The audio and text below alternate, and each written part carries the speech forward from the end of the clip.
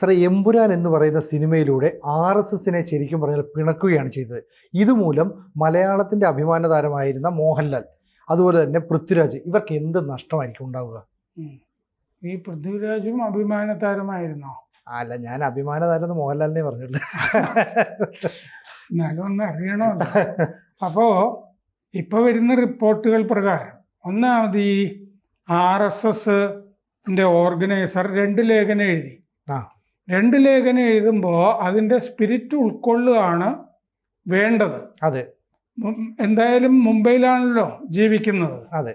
മോഹൻലാലും മറ്റേ മോഹൻലാലിൻ്റെ ഗുണഗണങ്ങളായിട്ട് ഭാര്യ സുപ്രിയ പറഞ്ഞത്, മോഹൻലാലല്ല, പൃഥ്വിരാജ്, സോറി, പൃഥ്വിരാജിൻ്റെ ഗുണഗണങ്ങളായിട്ട് ഭാര്യ സുപ്രിയ പറഞ്ഞത് തൻ്റെടിയാണ്, താന്തോന്നിയാണ്, അഹങ്കാരിയാണ്, ആളറിഞ്ഞ് കളിക്കടാ എന്നാണ് പറഞ്ഞത്.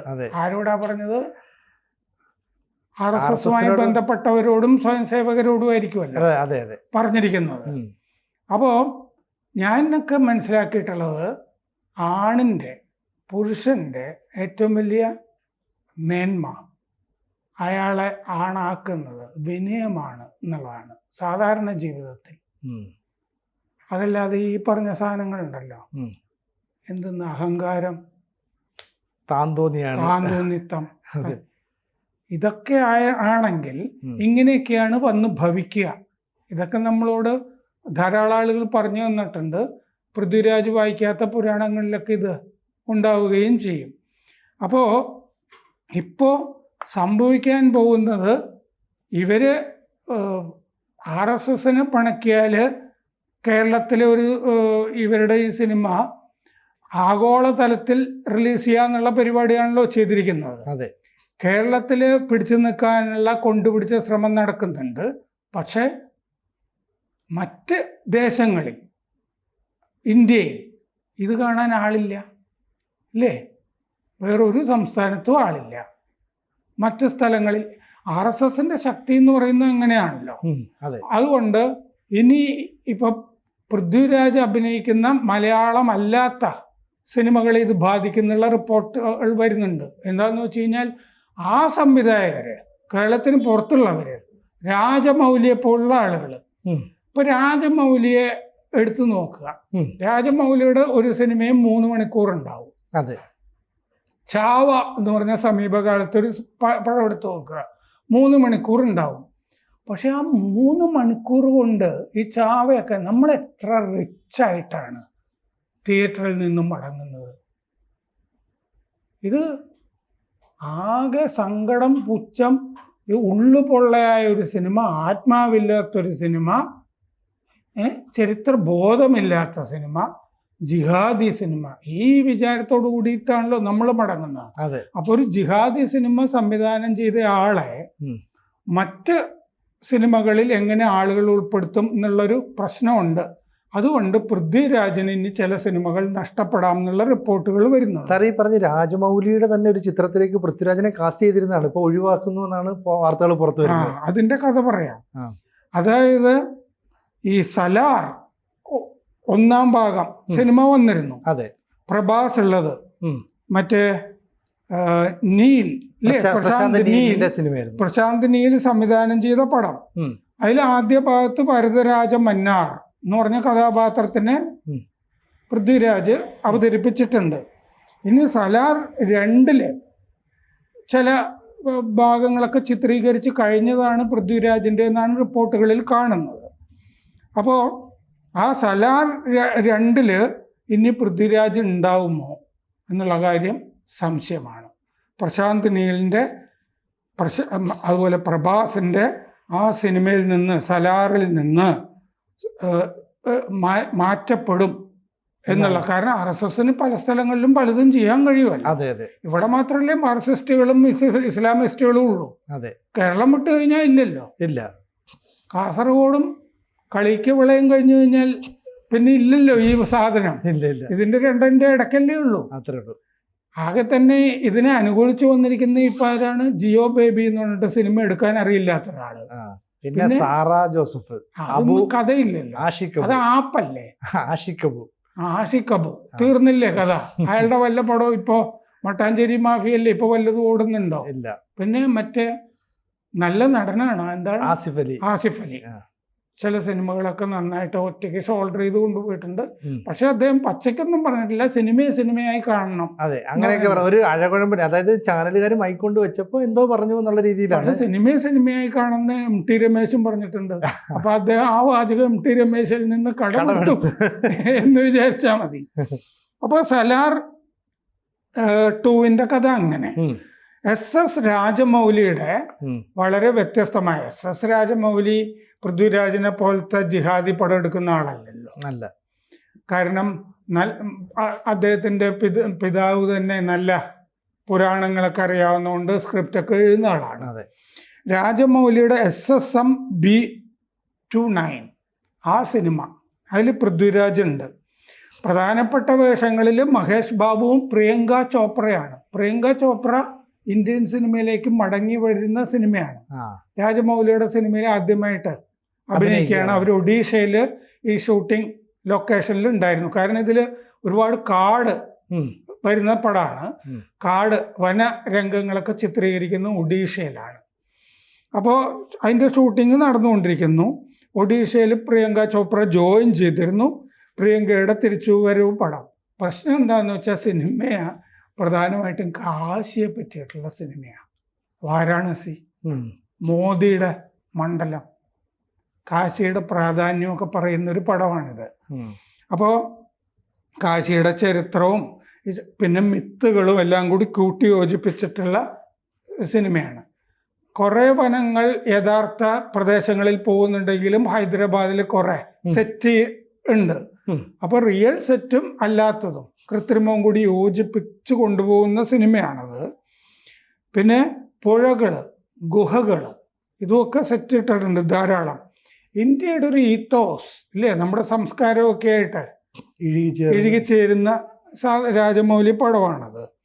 അപ്പോൾ പൃഥ്വി അതിൻ്റെ ഷൂട്ടിങ് തുടങ്ങിയിരുന്നതാണ് 2027 ഈ സമയത്ത് ഏപ്രിലൊക്കെ മറ്റേ റിലീസ് ചെയ്യാൻ വേണ്ടി ഉദ്ദേശിച്ചിരുന്ന സിനിമയാണത്. അപ്പോൾ അതിൻ്റെ അകത്ത് ഇനി ഈ രാജമൗലിയുടെ സിനിമയിൽ പൃഥ്വി ഉണ്ടാകുമോ, അത് സംശയം പറയുന്ന ധാരാളം റിപ്പോർട്ടുകൾ വരുന്നുണ്ട്. അദ്ദേഹം ഹിന്ദുത്വ തത്വചിന്തകയൊക്കെ ആയിട്ട് ഒന്നിച്ചു പോകുന്ന ആളാണ് രാജമൗലി. അതാണ് അതിൻ്റെ സംഭവം. അപ്പോൾ പിന്നെ ഈ കണ്ണപ്പ, മറ്റേ പ്രഭാസിന്റെ സിനിമ, പ്രഭാസിന്റെ സിനിമ, അതിൻ്റെ അകത്ത് പ്രഭാസ്, മോഹൻലാൽ, അക്ഷയ് കുമാർ ഒക്കെ ഒരു ചെറിയ സമയം സിനിമയിൽ വന്നു പോകുന്നുണ്ട്. കാമിയോ റോൾ എന്ന് പറയുമല്ലോ, പ്രധാനപ്പെട്ട ആൾ. പക്ഷെ സിനിമയിൽ ഈ വഴിത്തിരിവുണ്ടാക്കുന്ന ഒരു കഥാപാത്രമായിരിക്കും. അതാണ് കാമിയോ റോൾ എന്ന് പറയുന്നത്. അങ്ങനെ ഒരു റോളിൽ ഉള്ളതാണ് അത്. ശിവനെ മുഖ്യ കഥാപാത്രം, ശിവനെ പ്രാർത്ഥിച്ചുകൊണ്ടിരുന്ന ശിവനായിട്ടാണ് പ്രഭാസ് വരുന്നത്. അദ്ദേഹത്തെ വേണ്ടിയിട്ട് ജീവൻ ബലിയർപ്പിക്കുന്ന വിഷ്ണു മഞ്ജു എന്ന് പറഞ്ഞ ഭക്തന്റെ കഥയാണ് ഈ കണ്ണപ്പ എന്ന് പറയുന്നത്. അതിൽ നയൻതാരയെ പാർവതിയായിട്ട് കാസ്റ്റ് ചെയ്യാൻ ഉദ്ദേശം ഉണ്ടായിരുന്നു. പക്ഷെ അത് പിന്നീട് നടന്നില്ല എന്നാണ് മനസ്സിലാക്കുന്നത്. മോഹൻ ബാബുവും ശരത് കുമാറും അതിൽ അഭിനയിക്കുന്നുണ്ട്. പ്രീതി മുകുന്ദൻ ആണ് ആ സിനിമയിൽ നായിക. അപ്പൊ ഈ കണ്ണപ്പയിലെ അതിന്റെ റിലീസ് മാറ്റിവെച്ചു എന്നാണ്. റിലീസ് ഇപ്പൊ തന്നെ മാറ്റിവെച്ചു. അതുപോലെ തന്നെ മോഹൻലാലിന്റെ തുടരും, അതെ, ഈ വിഷു റിലീസ് ചെയ്യാനിരുന്ന സിനിമയാണ്, അത് മാറ്റിവെക്കുന്നു. കാരണം ഇത് അതിനെ അഫക്ട് ചെയ്ത് കഴിഞ്ഞാൽ, നല്ല സംവിധായകനാണ്. സൗദി വെള്ളക്കൊക്കെ സംവിധാനം ചെയ്ത ആളല്ലേ. അതെ അതെ, സൗദി വെള്ളക്ക കഴിഞ്ഞിട്ട് പിന്നെ ഓപ്പറേഷൻ ജാവ സൗദി വെള്ളക്ക, നല്ല സംവിധായകനാണ്. അപ്പോ അദ്ദേഹത്തിന്റെ ഒരു 3ാമത്തെ സിനിമ എന്ന് പറയുമ്പോൾ പുതിയ അപ്രതീക്ഷയുള്ളതാണ്.